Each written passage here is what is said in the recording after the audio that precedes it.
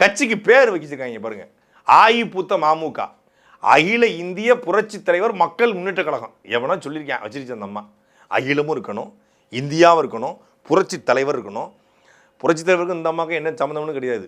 இது அதுமாதிரி ஜெயலலிதா அவர்களுக்கு படக்கேசட்டை வாங்கி கொண்டு கொடுத்து அதில் பழக்கமானது. புரட்சி தலைவர் பொன்மனச்செம்மலுக்கு என்னமோ அந்த அம்மா வந்து கூடவே இருந்து ஒரு புரட்சிகரமான கருத்துக்களை கற்றுக் கொடுத்த மாதிரியும், புரட்சி தலைவர் மக்கள் முன்னேற்ற கழகமா என்ன? எந்த மக்களை முன்னேற்ற போறீங்க நீங்க? எந்த மக்களை முன்னேற்றிருக்கீங்க? எந்த மக்களை முன்னேற்றுக்க அரசியலுக்கு வரீங்க? உங்க ஒரு கட்சியை வச்சா கொள்கை இருக்கணும்ல. என்ன கொள்கை? என்ன கொள்கையை பேசுவீங்க? ஊழல் ஒழிப்புன்னு பேசுவீங்களா? லஞ்சத்தை ஒழிப்புன்னு பேசுவீங்களா? ஆத்துமலை கொள்ளையை தடுப்புன்னு பேசுவீங்களா? கனிமூல கொள்ளையை தடுப்புன்னு பேசுவீங்களா? எதை பேசுவீங்க? எடப்பாடி பழனிசாமி ஒழிக, அதிமுக ஒழிக. எடப்பாடி பழனிசாமி ஓட்டு போடாதீங்க, அதிமுக ஓட்டு போடாதீங்க. இங்க என் மகன் இருக்கிற கூட்டணிக்கு ஓட்டு போடாதீங்க, அதிமுக ஓட்டு போடாதீங்க, பிஜேபி ஓட்டு போடாதீங்க. வேற என்ன உங்க கொள்கை? ஒரு கட்சியை அழிப்பதற்கு யாராவது கட்சி தொடங்கி பார்த்துருக்கீங்களா? ஒத்த மனுஷி, பிள்ளையும் கிடையாது, யாரும் கிடையாது, குடும்பமும் கிடையாது, ஒத்த மனுஷிங்க. எத்தனாயிரம் கோடி இருக்கு. இத்தனாயிரம் கோடியில தேர்தலுக்கு கூட்டணி வைப்பிற்கு 300 கோடி ரூபாய் கைமாறிச்சுன்னு சொல்றாங்க. சசிகலாவட்டம் வந்து இந்த பக்கம். இந்த பணத்துல எத்தனை ஏழை பிள்ளைகளை படிக்க வைக்கலாம்.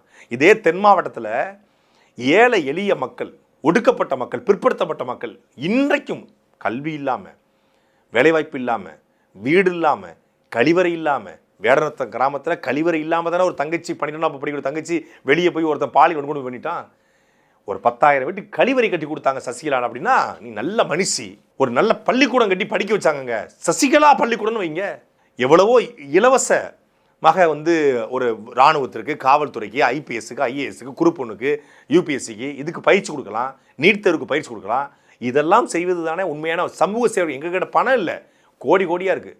ஒத்த மனுஷிக்கு போயஸ் தோட்டத்தில் 150 கோடியில் பங்கலாம். ஒத்த மனுஷிக்கு எவ்வளவு சேவை பண்ணலாம். கல்யாண மண்டபம் கட்டி கொடுக்கலாம், முத்துராமலிங்க தேவர் பேரில் தாலிக்கு தங்கம் அறிவிச்சு ஒரு 10,000 பெண்களுக்கு கொடுக்கலாம். கொண்டாடுவங்க உங்கள் சமூகம்.